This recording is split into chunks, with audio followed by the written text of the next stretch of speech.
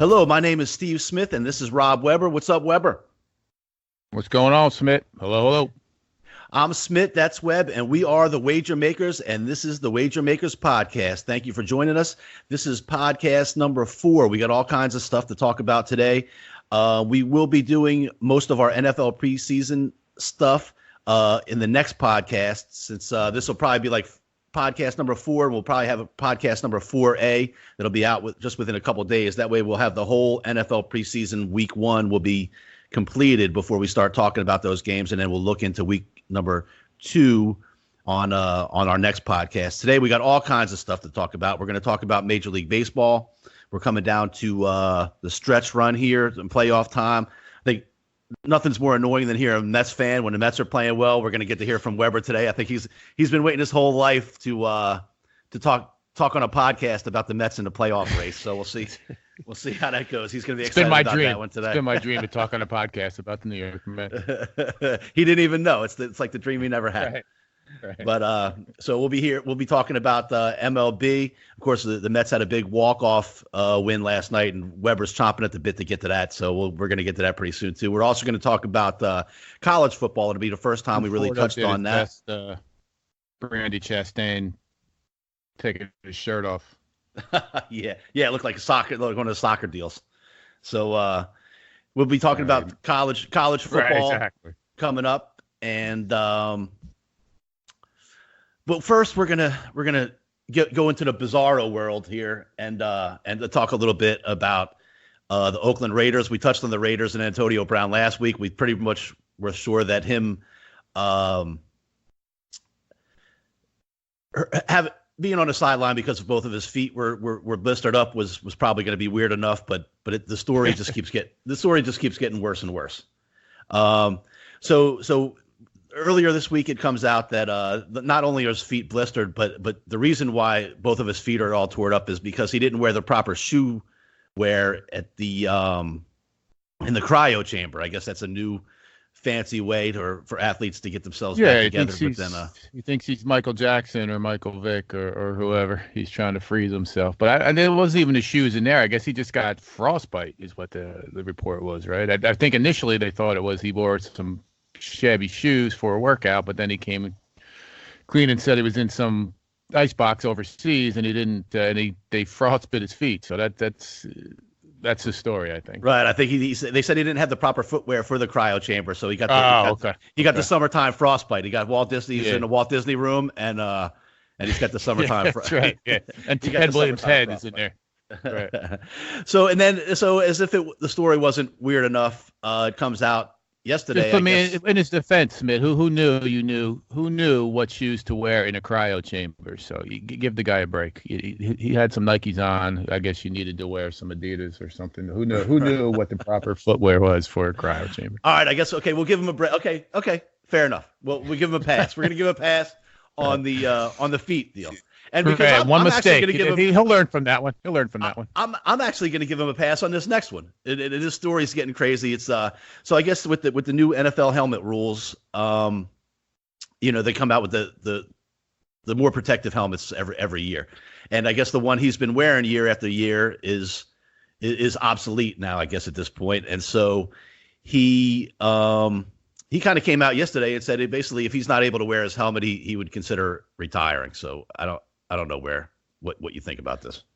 I think he's a fucking moron. First of all, he's not going to retire. I understand he's very comfortable with the helmet. I mean, I don't know. Again, this is where the NFL is kind of silly. On the same token, if the guy wants to wear that helmet, let him sign a waiver, do whatever he wants to do, and wear his helmet. He wore it for a period of time, 9 years in the NFL. I don't know why he can't continue to go on. And I'm sure there's some type of contractual agreement between this new helmet maker and the NFL. So, again, we're splitting hairs with that, but to say you're going to retire, he just sounds dumber and dumber. And I can just feel at night. I just think what his agent is just banging his head onto the kitchen table. Like, will this guy just shut the fuck up? Anything he says, it just makes no sense. Yeah, he's not going to retire. I guarantee you, he doesn't retire. I think this was kind of one of those stories that he probably said something, and it's just gotten blown out of proportion. That's a good point. And it's ridiculous. But I personally, I think you should. if you don't want to wear the helmet, you should be able to wear whatever the hell you want out there. Just sign some type of agreement saying, look, I know what you're saying is the most important shit. He can go out in there wear a leather helmet if he wants. For all I care. I think that should be his prerogative as long as he's taught up on what the best things are. So, all right, Webb. So I know one of my favorite shows on TV, since we're talking about the Raiders, is the Hard Knocks. I don't know. Do you watch that show? I didn't catch the first one. I got a TV. But what happened? His son said, "Where's Ben Roethlisberger?" Oh, there's all kinds of stuff on it. It's fun. It's one of my favorite shows. He's got little kids running around. And Antonio Brown's there, and cute little kids. They got the Raiders jersey on, and right. they can barely talk because they're little kids, but they knew how to say Roethlisberger. So they're like, "Daddy, where's Roethlisberger? Where's Roethlisberger?" So it was. So now you think that was scripted or no? I don't know. I can see the little kids. They probably showed up to practice their whole life, and every time they were there, Roethlisberger was there, and now all of a sudden they show up at the Raiders, and he's not. So, but I gotta tell you, I love this fucking Hard Knocks, dude. It's got everything. I don't know. It's got everything I like. I'm gonna play a little piece from this here in a second from Hard Knocks because it's got. I love coach talk. This shit is fucking awesome. I get all fired up. It gets me pumped up. And NFL films. Anybody who grew up in our generation when we were younger, before all this stuff, they had the NFL films, and Facenda would talk, and they got, I don't know if you remember, they got this the autumn wind. It's a raider. And so in the first 5 minutes, in the first 5 minutes of Hard Knocks, they have John Gruden saying some shit, and then they have the NFL films guy comes on with the old Raiders thing. And so it just gets you fired up. I'm going to play it. I know this isn't probably the technically way to do it on a podcast. I just taped it on my phone, so I'm going to play it in here. So I got to make sure I don't hit play. I got some recordings of my wife snoring too, because she used to yell at me for snoring before I got my CPAP machine. So I taped her a few times to show her that she snores too. But here, let's hear some of this. It's awesome. I'm really not into dreams anymore. Okay, I'm into fucking nightmares. You guys with me on that? You got to end somebody's dream. You got to take their job. You got to take their heart. This is awesome. Are you guys clear about this NFL shit now? We're not trying to go to the Peach Bowl. We're not trying to go to the Gator Bowl or the Bluebonnet Bowl. We're trying to go to the Super Bowl. The autumn wind is a pirate. And then they come in with the NFL film shit. Yeah. Then the autumn wind. That's what a Raider does. Swaggers boisterously. Yeah. Pillages. Just for fun, they go.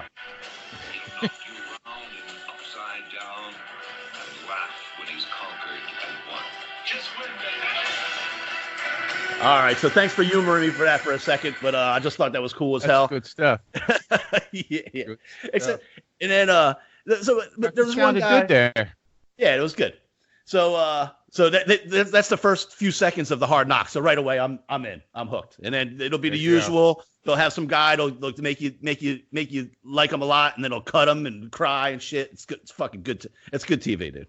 So and then Parcells was coaching the. Parcells was coaching the Cowboys. He'd call that this pet cat. He does his pet cat for training camp. So there'll be like a pet cat. Yeah, he'll be a tearjerker at the end when he gets cut. He's got 5 kids and he came from nowhere and he's going to get cut. So right. Now he's got to go back to coaching the high school team. Right. That's right.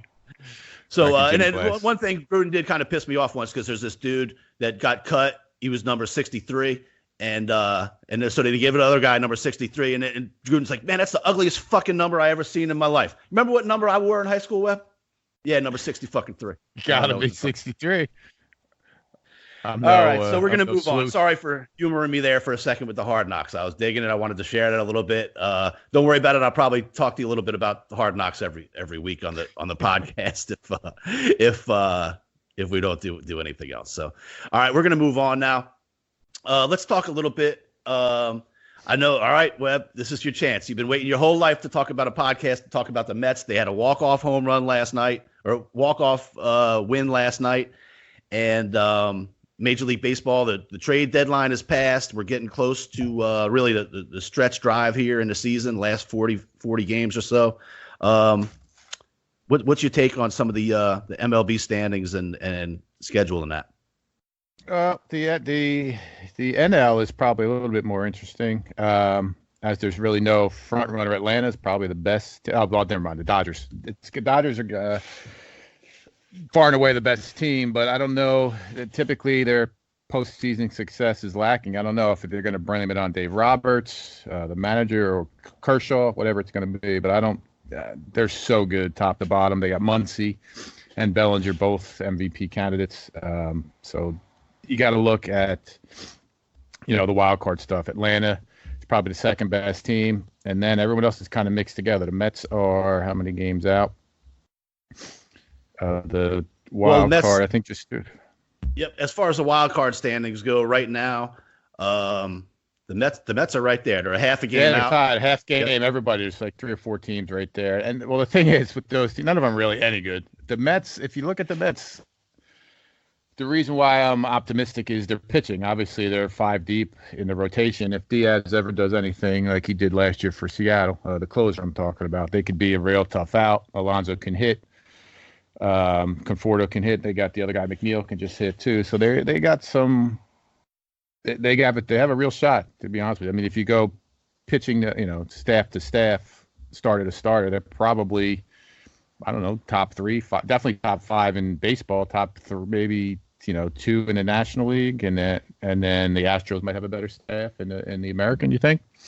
Yeah. Well, right in the National League playoffs wild card, basically I think the divisions are pretty much set. The Central is a little bit up in the air. You still got the Cubs and the Brewers, and even the Cardinals are within 3 games of that. Yeah, the Dodgers are running away with the West. The Braves are starting to get room in the East. So when you look at the wild cards, I looked at some of the teams in this wild card standing and their strength of schedule coming up. The Phillies and the Mets, out of all the teams, they got the toughest. But they're just a few percentage points within each other. The Phillies opposition schedule's 5.15 winning percentage, and the Mets is 5.12. So they got a tough road to hoe going down the stretch. But it's wide open. It's exciting. I know Mets fans are excited about it, and so we'll see what happens. So you think the Mets have enough to make it through? I do. I mean, just looking at the other teams, it's kind of be who you're going to play. Phillies have been down. I don't know what's going on with them. You got Washington, Milwaukee, St. Louis, Philly, and the Mets, and Arizona is right behind the Mets. So out of those teams, absolutely, I would stack the Mets staff up against all those teams. I mean, yeah, I mean they're playing as well as anybody in baseball right now.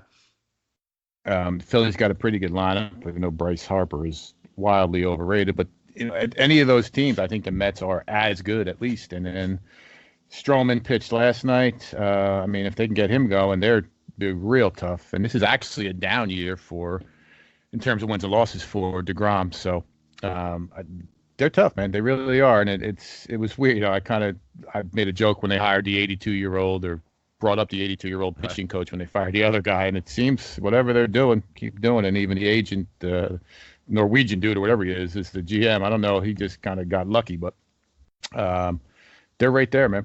They're right there. Yep. And the Phillies and the Nats, they have a big series. I think they got 5 games coming up in September because there was a rain out early in the season. So that's going to be a huge series. When you look at the Central, the Brewers, they have all kinds of injuries at their starting staff. They've had 11 different starting pitchers. I saw one stat the other day. So it's going to be interesting to see coming down the stretch. They have playoff odds for teams in this wild card race right now. Washington's going to make the playoffs 75%. St. Louis is 39.9%, and Mets are sitting there at 34.2% chance of making the playoffs. So they're right in it.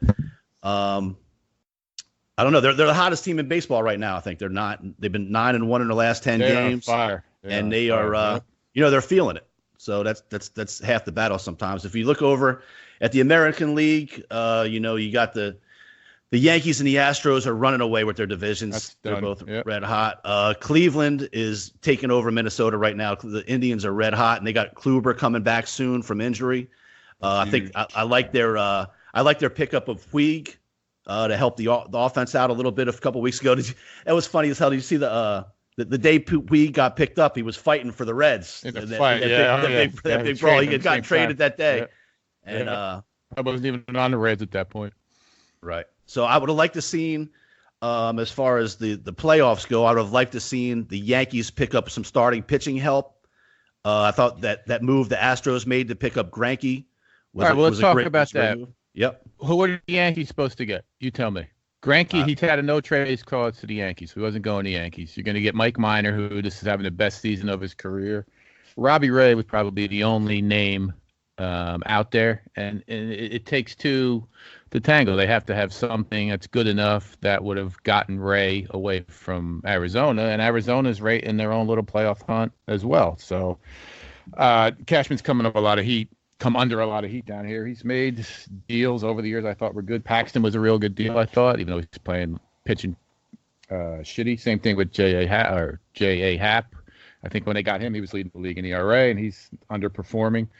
Even I liked the Sonny Gray deal last year, even though that turned out to be a disaster. But Cashman does what he needs to do, and I mean the Edwin Encarnacion deal was a real good deal in terms of a hitter. But you gotta first of all, you have to have something that's marketable. You have to have an asset to trade, and you have to have some people that want to come. And with Greinke, that just wasn't going to happen. Right, and I think that Cashman still knows that the Yankees are young, basically a young team, and I don't think you want to. I know you're in the playoff hunt right now, and things are looking good, and you'd like to get that extra starter, but at what cost? You don't want to mortgage your future. The Yankees have a team that's set up with young players that's set up to be good for quite a while, and why give away to farm for 1 year? I think they still have a chance to win it all. Obviously, you got the best record in baseball right now. But and also I saw a blurb come across ESPN this morning saying that Severino started throwing a little bit. So possibly they know they have him in their back pocket, that maybe by the end of the season, postseason time, you might have another quality starter coming in. Yeah, but you look at that. I mean, listen, they could hit. Obviously, no doubt, they got the best record in baseball. But who starts game one against? I don't know. Let's call it Minnesota or Cleveland. Let's say Kluber comes back. Kluber comes back and pitches for Minnesota. For getting to the Astros in the ALDS. I mean, that's rotation is at least 5 deep. I mean, Kluber against who? I mean, you're hoping for Severino, but it would be who? Would it be Hermain or whatever, how we say his name, or Tanaka? I mean, yet you're giving up, that's 6 runs. So you got to score 7, and, Kluber, whomever, instead of the Yankees hitting 4 home runs, they're going to hit 1 or 2. So now you're down to 4 runs versus, 6 or 7. So I don't know. This is not an anti-Yankee thing. It's going to be interesting to see how they handle that, and when they're up against a quality starter. I mean, they've been on cruise control most of the season, but I don't see them stacking it well in any series just based on the starting pitching. Right, you're right. I don't know who they would run out to the mound the first day right now. I mean, I think it's pretty up in the air for the Yankees as far as a game one type playoff starter, and that's the issue, and that's why Cashman's coming under heat, and we'll see. Maybe Severino is the man to come back, but that would be. We'll see that'd be some Willis Reed type shit. He comes riding into the out of the sunset on his white horse. That'd be great for them. That would cure everything basically. Right. As far as the wild card goes in the East, it looks like the winner of the Central will, in the American League, the winner of the Central will probably get that spot, most likely, or the loser of the Central will most likely be the Twins. And then you got the Rays, the A's are right there. The Red Sox are about 5.5 back, but they seem to be folding up shop a little bit. So we'll see what happens with that. You got any thoughts on the wild card race there in the American League? That's good. I mean, I'm kind of a fan of all those teams right there, those 4. The Red Sox, not so much, but they seem to be. That's an odd team to either win 10 in a row or lose 10 in a row. I was a big Chris Sale fan. He's been in my gambling rotation for probably my entire career. I'm not sure how he fell off a cliff this year, but that's a story for another day. I think probably Minnesota's better than Cleveland, and then I'm looking at Minnesota and probably Oakland as the wild cards. Tampa I do like, but I'm not sure how they're doing it, how they're winning games either. So All right. Sounds good. That's our little take on Major League Baseball. We'll see how it plays out. We'll keep checking in once in a while. It's difficult. If you want to check out our baseball picks, we put them on sportswatchmonitor.com. It's hard to do the podcast and have baseball picks because it's a daily type thing. So if you want to check out, you can even purchase our picks on sportswatchmonitor.com. And that's a good time right now, I can tell you. Check us out on Facebook at The Wager Makers Podcast, Twitter, The Wager Makers Podcast, at The Wager Makers, and Instagram is at The Wager Makers. Also, we're now officially up and running. The podcast is now officially up and running on Stitcher and Spotify, and soon to be up on the Apple Tunes. So keep us in mind for that. All right, college football. All right. Well, let's go back. Let me go back here. A little bit of Sure. a quick rant here on the schedule, baseball schedule makers. How can there not be a 1 o'clock, 1:05 start on a Saturday? Never. It's 3 o'clock. I got to wait to 3 o'clock for some action. Come on, guys. That's not a Vegas thing. It's 11:23 here on the East Coast, and I got to wait another 3.5 hours to get something done. That's unacceptable. You got the Yankees should be 1 o'clock, or Yankees, Mets, Red Sox 1 o'clock every Saturday. Right. So, I think take 3 note. o'clock Eastern. Take note. I think 3 o'clock Eastern time is the first pitch today, and there's only a couple of games, and the rest are night games on a There's Saturday. only one, I afternoon. think. Yeah. We've talked. I've been ranting to Smith about this for a while now. Like it's ponderous is how they can't have anything scheduled for 1 o'clock, or a couple games at least scheduled for 1 o'clock, and you're going to start a game at 8 o'clock, even though it's a Saturday night in the summer. How's a 8-year-old, 10-year-old kid supposed to stay up till midnight to watch this stuff? So I'm a big grassroots baseball guy. So let's get them started. 4 o'clock is fine. Even 1 8 o'clock game, a primetime 8 o'clock game would be great. But we need 1 o'clock starts, people. So Major League Baseball, please take note. Major League Baseball, if you're listening out there, it has been spoken. Yeah. We need to gamble on games earlier than 3 o'clock in the afternoon. Early and often. That's what I used to say. When they'd have games played in China or England or whatever, they had NFL games in England. They should do that shit every week. You wake up first thing in the morning, clear your eyes, just open your eyes. It's like halftime. You're already losing money. Yeah. It's great feeling. That's the best thing. It's the best thing part about Vegas is either you're putting your bet in at 3 o'clock in the morning, or you got to get up at 8 and run down and put it in. That's part of the whole deal, man. So let's go, guys. So we need some early stuff. Right. All right. So we're going back and forth here a little bit. I talked about we'll get into college football in a minute, but I know we wanted to touch base against your boy Zeke is still not in camp. Webb, they're posturing a little bit. He said the other day that he would not be a Dallas Cowboy without a new contract. Jerry Jones came out and said kind of like you don't have to win a championship with a number one running back. So what's your takes on that? I saw your buddy Stephen A. Smith and Michael Irvin got into it pretty good the other day. And I know Michael Irvin's your man. And Playmaker, baby.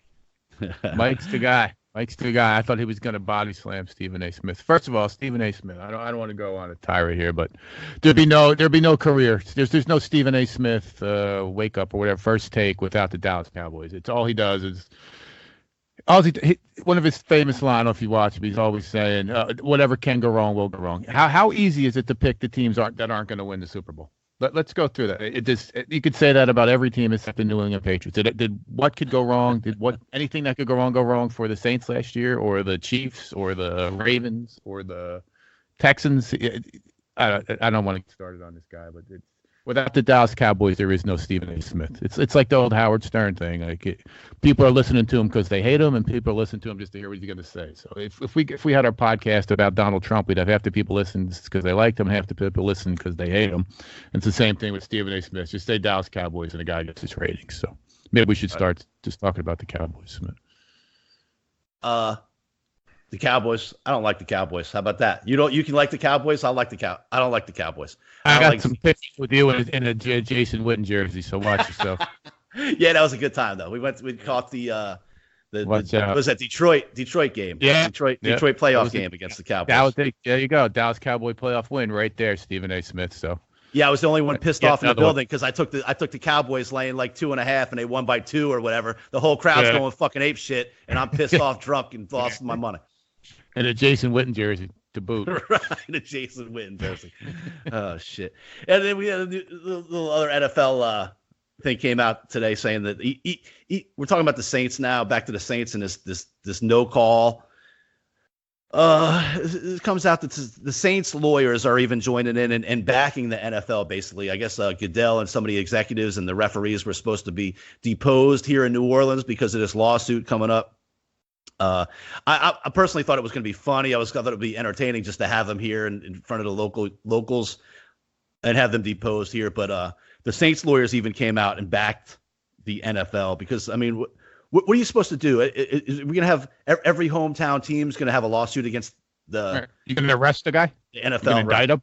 Right.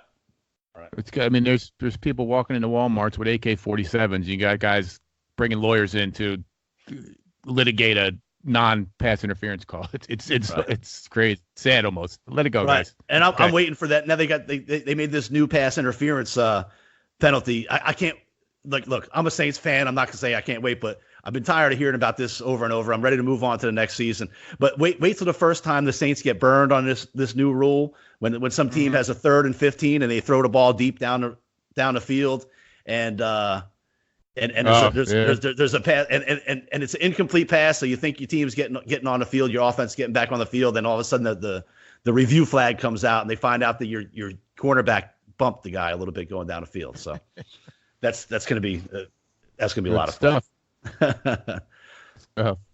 So, all right, let's move on to college football. To be the first time. Let me get back to Zeke. Yeah, go to Zeke.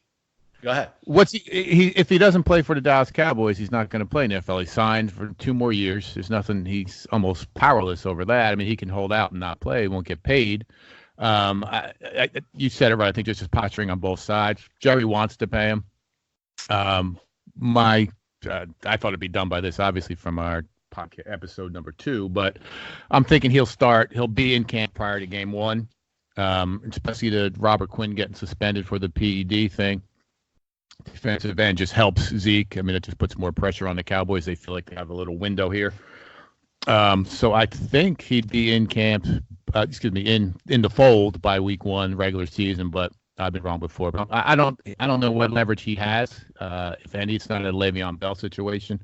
If he doesn't show up, he's not going to get paid. There's no advantage to him for not coming in. So I think he'd be there. All right.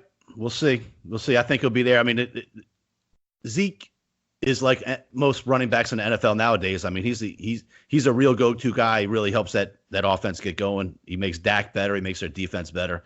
I think there's some guys, the guy Gordon over there in San Diego, he's holding out. That's ridiculous. That's ridiculous. Yeah. It's not even the same. They shouldn't even be mentioned in the same breath. Right. The Cowboys need Ezekiel Elliott, no doubt, to get there where they think they can get. And that is his only leverage, really. But at the end of the day, it's on him to get in there and play to get paid. So, Jerry Jones, the Dallas Cowboys are worth $4 billion. So he's not. Zeke needs the Cowboys more than the Cowboys need Zeke. So I think that's why he gets in there prior to week 1. I'm hoping, anyways. All right, let's move on. This will be our first little talk about college football. We're going to talk about some of the money lines for teams to win the national championship here.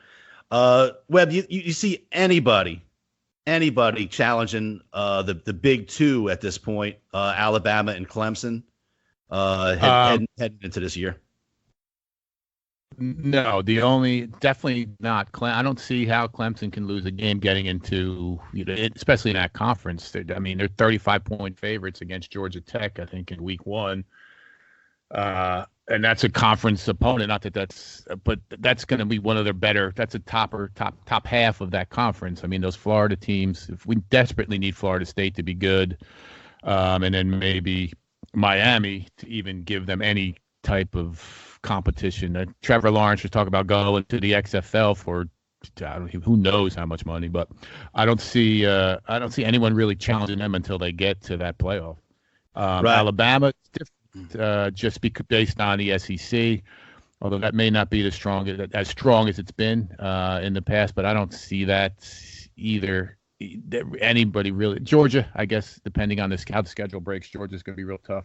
That'd be the only real challenge for Bama as well till they get down to, like I said, the late after the New Year. Yeah, I mean, I'm not going to sit here and tell you I know all the hogs and all the guys inside and everything for Clemson and Alabama, but both teams have their quarterback coming back. You know, Tua should be healthy. Trevor Lawrence is back. You got Clemson's got Etienne.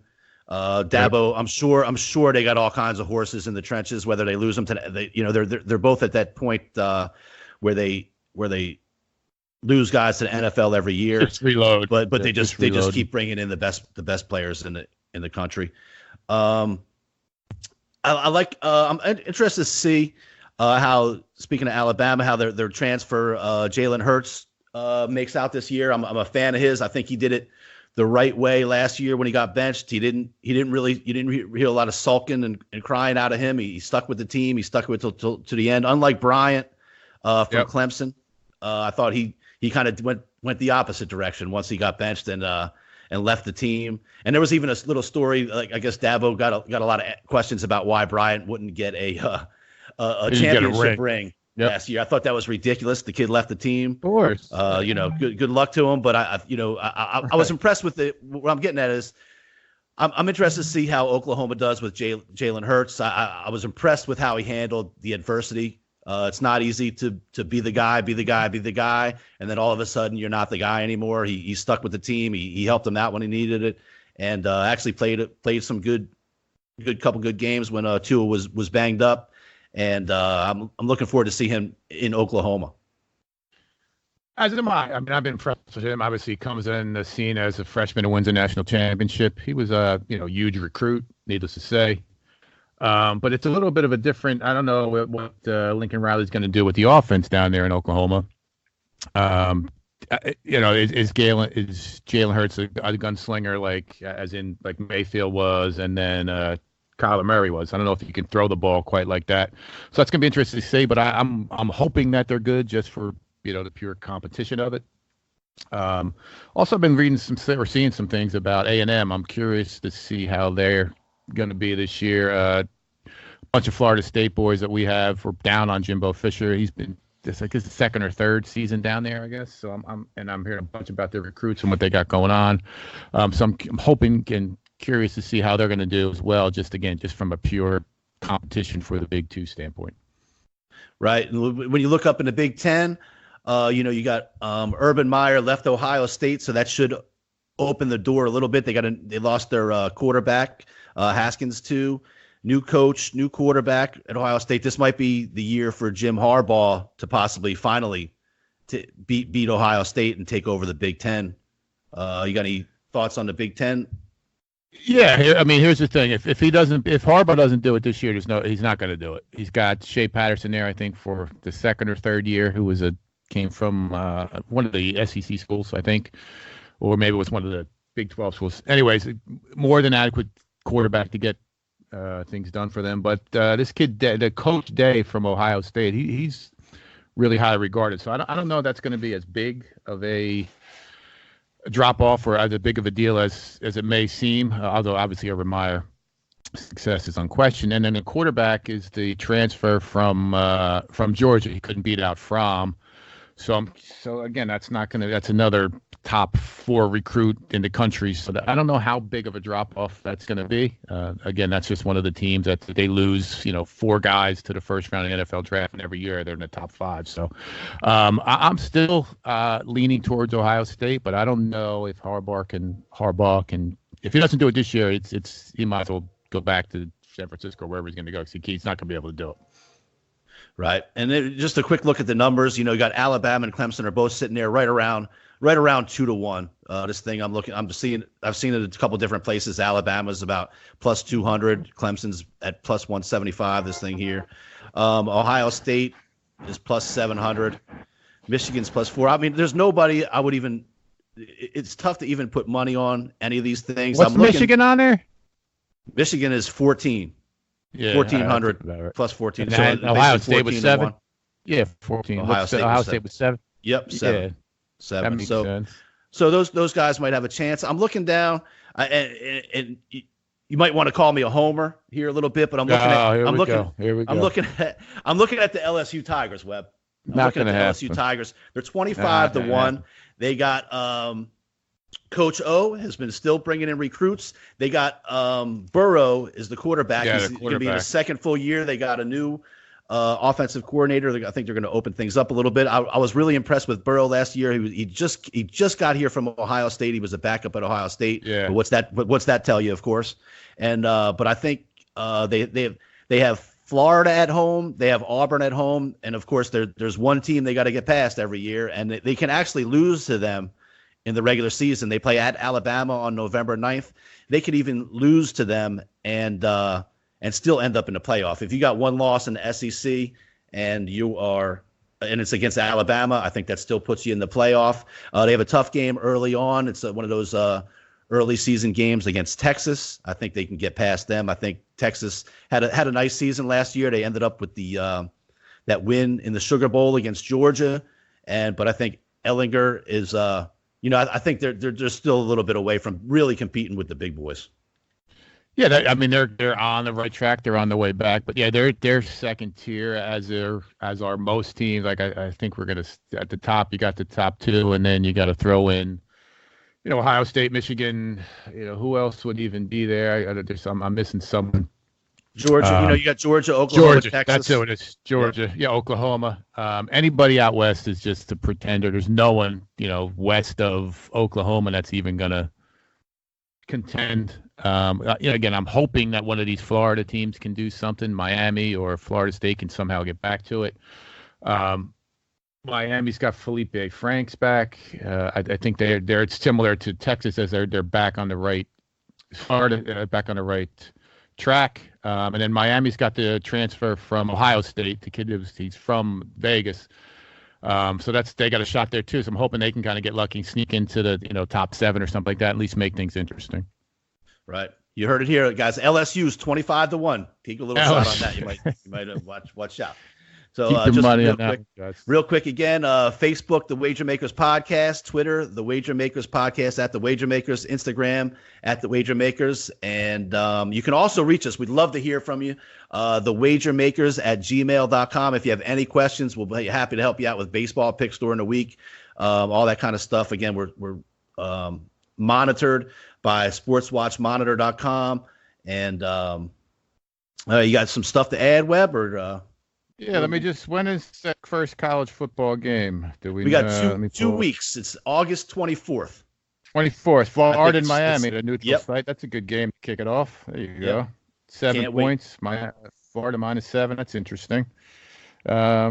Okay. Yeah. And then Clemson is the 29th. Clemson's laying 35 points at Georgia Tech at home. So August 24th. It's right around the corner. It's coming. Can't wait. And then we'll have podcast number 5 coming up real soon, within about 48 hours or so to come out. And we'll be completely covering almost exclusively the NFL week 1 of preseason and a look at week 2 of preseason. So thank you guys for joining us. Webb, take care, man. Thanks, man. Talk to everybody soon. Thank you to John Groh for this cool ass bumper music, John Papa Groh. And he's the champ, Fantasy Football League. I got to mention that every time. And all right. Thank you, everybody. Weber, take care. Bye.